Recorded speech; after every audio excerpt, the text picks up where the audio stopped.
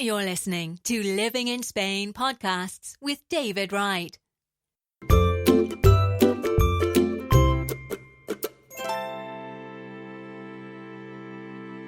Hi guys, my name's David Wright and today we're going to be talking about doing work on your property in Spain. Okay, so not many people know that if you buy a place in Spain and you want to do some improvements on it, any sort of improvements, and we all do a few bits and pieces to our properties here, that you need permission and a license to do any work, even the smallest of jobs here in Spain. There's two building licenses here in Spain. One is the Obra Menor, and this is a works license for small building works, basically things like doing work on your kitchen, some tiling, other little jobs around the house. This is the minor works license. The other one is Obra Mayor, the large building works license. This refers to major works such as building a swimming pool, extending your property, putting in new doors and windows, things like that. Major structural work or anything structural at all, and anything that's permanent. So many of these jobs, you also need the local architect to come and draw up plans for this and permission from the town hall for this as well. So there's the two main forms of licenses here in Spain.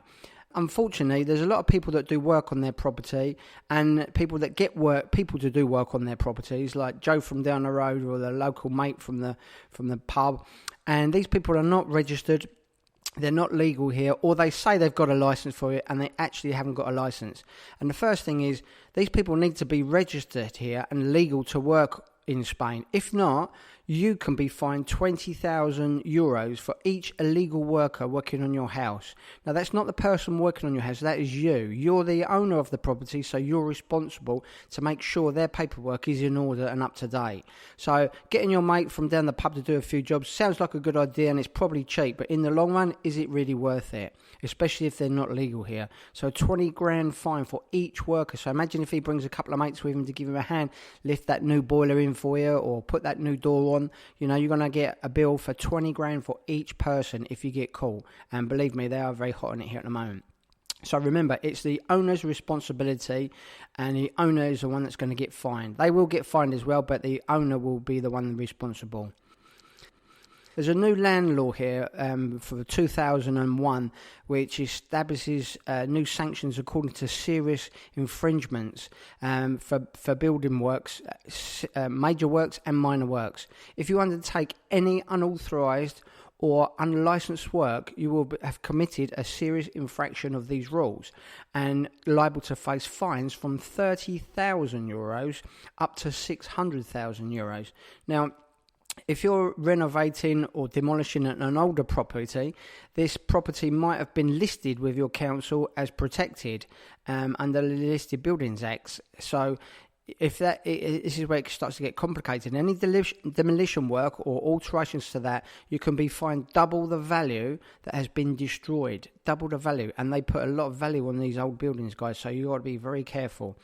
So also, you also need to pay taxes on any works that you do to your home here, and that can be from 2% normally to 6 or 8% of the total cost of the works that you are doing.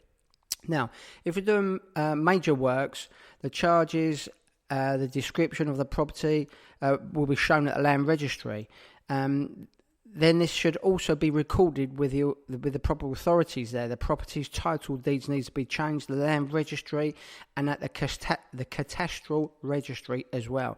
These are alterations that you do need to be registered. For example, the addition of a new swimming pool, or building of an extension, any alterations that have changed the size of the property and the value of the property is considered in this. And also, if you go in to sell the property on later on in time, or you bequeath it to one of your relatives, then this can cause major problems if the works that you've done on that property are not legally registered in the deeds, the land registry office and the cadastral registry here in Spain. So these are things you need to be very careful of, guys. Most times it's okay to do small works here, like decorating jobs. You just need to pay a small fine of around €30, or sometimes they even say it's free to do it. They don't ask you for any money for the license if it's a few small minor jobs. One job I did here for a client was building a small garden wall, 2-foot high wall, at the end of his garden, and the building licence for that was just €35. Now, I paid the €35, I added it to the bill, he was happy, I was happy, and at the time he was having some issues with his neighbours, so this protected us both from any comeback we ever would have from the neighbours, and €35, it's peace of mind all round. So, really guys, why bother? You can get away with it here, yeah, but is it really worth it? You've moved to Spain, setting up a new life here. You don't want to start attracting problems. So don't make it difficult for yourself, and just ask and get the proper licenses to start with. They will find you. You maybe think, well, I live in the middle of nowhere. Nobody's going to see what I do. No one's going to know. How are they going to know? I have seen local authorities here over the years out with drones now. They have got these drones, like everyone. There's a new phase here with drones. The police have got them everywhere. But the council officers are now using them. And I've even seen the council officers out on horseback with binoculars in rural areas, checking on properties to see if it coincides with what they got on their handheld laptops they carry with them now, and check to see if there's planning permission and extensions and stuff like that. Have they got a swimming pool? Have they got an outbuilding there? Is that on their deeds? And then a couple of weeks later you get a letter from them saying they want to see the permission you've had. And if you haven't got permission for it, they can ask you to knock it down. You can get fined, or both. It's no good saying, well, okay, well, can I get permission now? No, they get very arsy about it once you've already built it without asking them. So, you've got to be very careful on this. A few years ago, I was looking to buy a property here, and I went to my local planning officer, the local council offices here. It's free, anyone can do this. I've made several videos about it. And I went in to ask him about some of the property that I was buying. There were some buildings on there that I wanted to knock down. And the guy said, let's have a look. And he opens up his computer on his desk, and he got this GPS program, typed in the address of the property we were going to buy, turned the screen round to me, and there's a satellite picture of the property, and a really good, up-to-date satellite picture. He checked with his book on the deeds of the property to see what was there. He could see everything that was there, and everything was okay. Now, these are live images of the property, so they can see everything from anywhere, guys. So don't think you can hide from these people. They are quite up-to-date now here in Spain. One of my friends here built a small wall with a garden gate at the bottom of his drive. Now, this guy has a big plot of land in the countryside here, and his neighbours are a long way from him, really. He's not really got on with his neighbours very well for quite some time. He didn't speak to them at all. And his neighbours saw that he had a skip at the end of the road. The skip was only there for a week, and they called the authorities.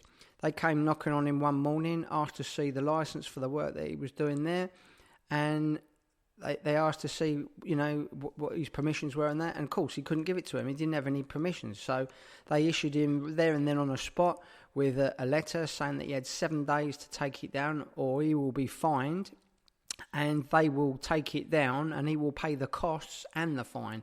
Costs for taking the wall down, putting it back to as it was, and the fine.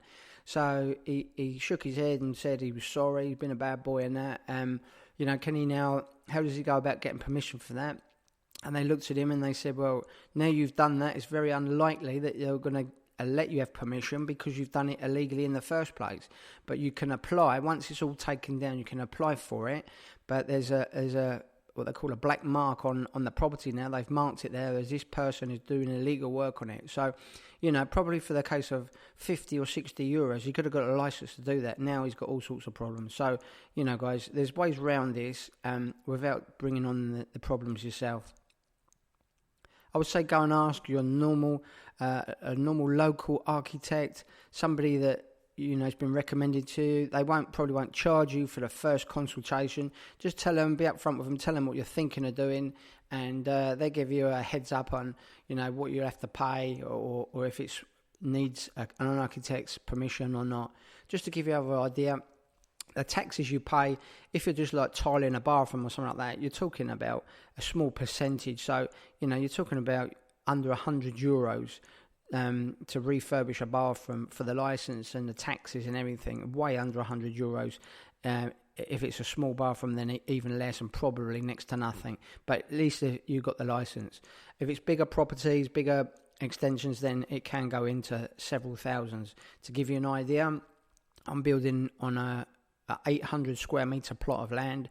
I'm building a 235 square metre house. Now, this is a brand new house, and the taxes for the licence, the taxes and the licence was €11,000. €11,000. And you have to pay this before you start work.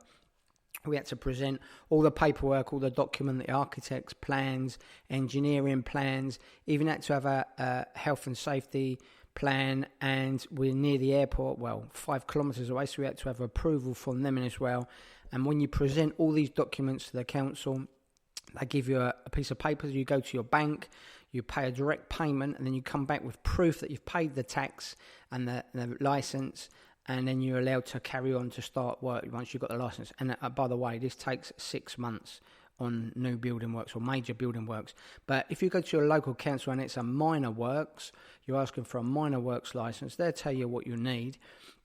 If it's a minor works licence, they issue it to you there and then. The council officer can write it out. It's quite simple, quite basic piece of paper. It just looks like a parking ticket actually, and it's a receipt of your payment, and it includes the taxes, and you walk out of the office there and then with the licence. Not many people ask for this here in Spain. As I say, a lot of people do try and get away with it, and most of them do get away with it, but you've got to remember, if your neighbour sees you doing any kind of work, no matter how well you get on with them, some people can be right nosy people and quite funny about you doing any work on your own property, and they want to drop you in it at the first chance they get. So for the sake of €35-40, guys, just do it right and save yourself a lot of time and trouble. So I hope this has helped. There's a video I've done about buying property here in Spain where you can go and check on property before you've bought it or when you've bought it with your land registry office, to see what's there and what is right and what is legal or not legal, and what you can do about it. And all this is free, and I've done a video on this. I'll post a link to that video in the bottom of this podcast. So if you've liked this podcast, guys, you've learned anything at all from this, if it's been of value, please just leave a like on the podcast, and thanks very much for listening. If you have enjoyed this podcast by David Wright, then you will love his new books. Out now on Amazon and Kindle, packed with money-saving tips and information on living and working in Spain. Just go to livinginspainbooks.com. David also has a popular blog for expats in Spain.